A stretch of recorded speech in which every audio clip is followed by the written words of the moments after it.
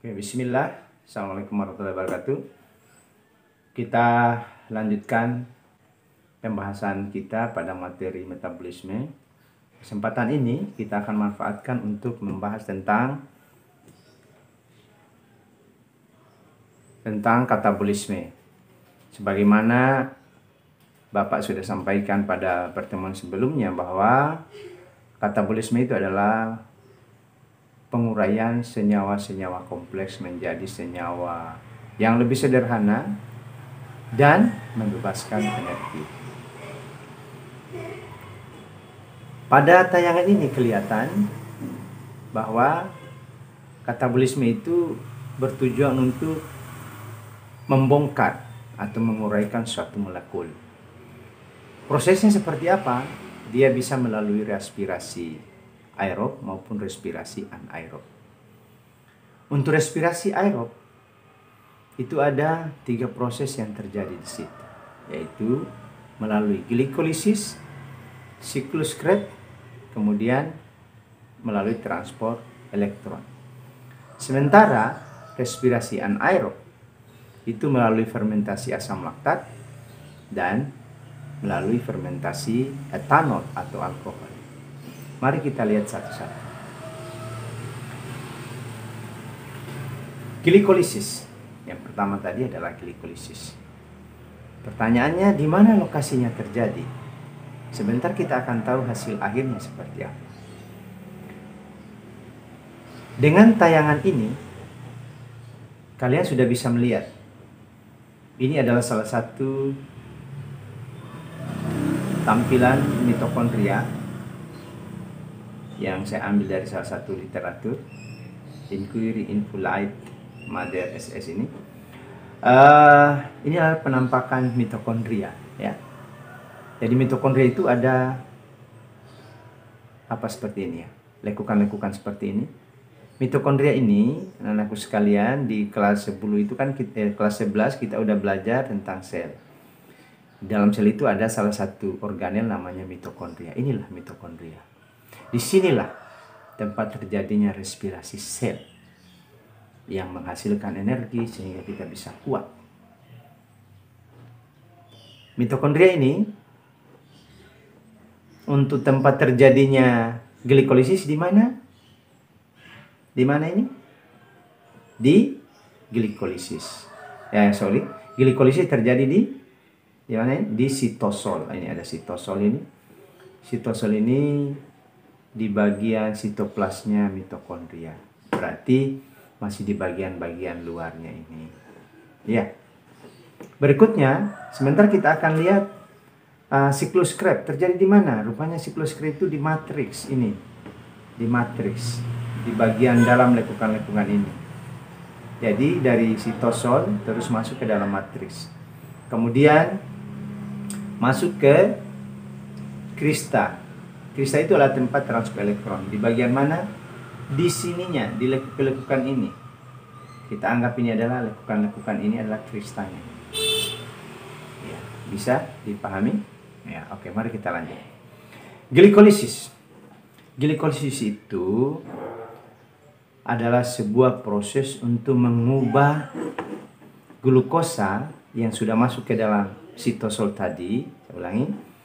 Kan kita habis makan, setelah kita habis makan makan karbohidrat, terus berubah menjadi glukosa. Glukosa itu dibawa oleh darah masuk sampai ke dalam sel kita, masuk ke dalam sitosol atau sitoplasma kita. Di dalam sitoplasma glukosa itu tidak berubah langsung jadi energi, tapi dirubah dulu melalui proses glikolisis. Bagaimana cara merubahnya? Seperti ini. Nih, dirubah seperti ini. Glukosa dirubah oleh enzim heksokinase, kemudian enzim fosfofruktokinase, nanti dilihat ya. Sehingga apa yang terjadi? Glukosa ini akan berubah menjadi asam pirufat. Hasil lainnya adalah ATP. Ada berapa ATP? Ada 4. NAD. H-nya ada berapa? Ada 2. Ya. Udah bisa? Nah, setelah itu asam pirufat ini akan masuk ke sebuah siklus, namanya siklus Krebs. Tapi sebelumnya tidak boleh kemana-mana dulu, harus asam pirufat ini diubah dulu menjadi asetil koenzim A. Perubahannya menjadi asetil koenzim A ini namanya dikenal dengan istilah oksidasi pirufat atau reaksi transisi di sini. Perhatikan baik-baik. Jadi pirufat, jadi ATP sama NADH itu tadi yang dihasilkan di glikolisis itu hanya sebagai energi saja. Kemudian terbentuklah asetil koenzim A. Asetil koenzim A inilah yang akan masuk ke dalam siklus Krebs. Ini dia siklus Krebs. Ya, di mana tempatnya siklus Krebs? Di mana tadi? Kita lihat. Di matriksnya. Jadi dari luar masuk ke dalam matriks. Di sini matriks. Anggap saja di bagian hampir di dalam bagian dalam dari mitokondria itu matriksnya. Oke? Matriks mitokondria. Terjadilah siklus Krebs tadi. Oke? Apa yang dihasilkan oleh siklus Krebs? Tinggal dilihat di sini. Ada NADH 1, 2. Kemudian ada ATP, ada FADH, ada NADH. Oke, sudah bisa dilihat. Jadi ini yang disebut dengan siklus Krebs. Prosesnya bersiklus. Tek tek tek tek. Ada asetil koenzim datang lagi, diubah lagi menjadi asam sitrat, isositrat. Yang rubah-rubah ini siapa? Ini bantuan enzim semuanya ini, proses ini. Nah, Anda sudah tahu di mana lokasinya, terus hasil akhirnya seperti apa. Tinggal kalian bisa buat konversinya. Jangan lupa 1 NADH itu sama dengan 3 ATP. 1 FADH itu sama dengan 2 ATP. Di siklus Krebs itu dibutuhkan H2O ya pada proses pembentukan malat. Tapi dihasilkan CO2 baik pada oksidasi pirufat atau transisi ada CO2 dihasilkan, di sini juga dihasilkan CO2. CO2 pada isositrat menjadi alfa ketoglutarat, kemudian dari ketoglutarat menjadi suksin itu ada terbentuk CO2. Berikutnya kita masuk pada skema transfer elektron atau bagian terakhir dari peristiwa katabolisme adalah transfer elektron. Kita lihat di mana tempatnya. Lihat lagi di kristanya, di pinggir-pinggirnya sini boleh. Tahu di bagian pas di lekukannya sini adalah ada krista mitokondria. Tempatnya sistem transport elektron. Nah, apa yang dihasilkan di sini? Yang dihasilkan itu sebenarnya dari proses glikolisis itu ada transfer elektron. Di glikolisis sampai siklus Krebs itu ada peristiwa transfer elektron. Ya, transfer elektron itu adalah bertujuan untuk penghasilan ATP.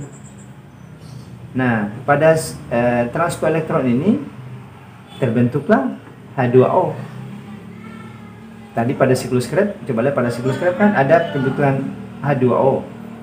Di transfer elektron ini terbentuklah H2 tambah saya ulangi, H2O itu terbentuk dari H plus tambah 1/2 O2, terbentuklah H2O. Makanya pada saat kita menarik napas lalu kita hembuskan ke tangan atau ke kaca, kita akan melihat ada uap air di situ. Itulah bagian dari hasil katabolisme. Jadi bukan cuma energi saja, bukan cuma CO2 saja, cuma ATP saja yang dihasilkan pada peristiwa katabolisme, tapi ada uap air. Jadi kalau ditanya, apa hasil akhirnya katabolisme? Ya, hasil akhirnya adalah ada H2O, ada CO2, ada juga energi, ya kan? Seperti itu. Bagaimana anaerob? Anaerob itu apa disebut dengan fermentasi. Fermentasi itu ada dua, ada fermentasi alkohol. Semua dari hasil glikolisis. Fermentasi alkohol ini itu berasal dari bahan dasarnya adalah pirufat, diubah menjadi asetaldehid, kemudian terbentuklah etanol dan ATP atau energi. Ini bisa dilihat pada tape, ya. Kalau Anda makan tape, pasti Anda mabuk karena ada etanolnya. Kemudian fermentasi asam laktat, itu juga bahannya adalah pirufat, kemudian yang bantuan asam susu terbentuklah asam laktat tambah energi. Seperti itu ya, fermentasi alkohol maupun fermentasi asam laktat. Lalu ada fermentasi cuka. Ada perbedaannya seperti ini, nanti disimak baik-baik. Mikroorganismenya itu kalau fermentasi alkohol adalah, kalau buat tape adalah ragi. Ragi itu bahasa biologinya adalah Saccharomyces. Sementara kalau asam cuka itu menggunakan bakteri asam cuka. Saya kira demikian penjelasan tentang katabolisme. Nanti di pertemuan berikut kita akan masuk membahas tentang anabolisme. Saya ingatkan anak-anakku sekalian, silakan dijawab di mana lokasi-lokasi yang ada di sini, di mana lokasi glikolisis, bagaimana hasil akhir glikolisis.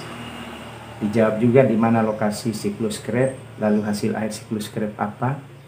Kemudian di mana lokasi transport elektron dan bagaimana hasil akhirnya.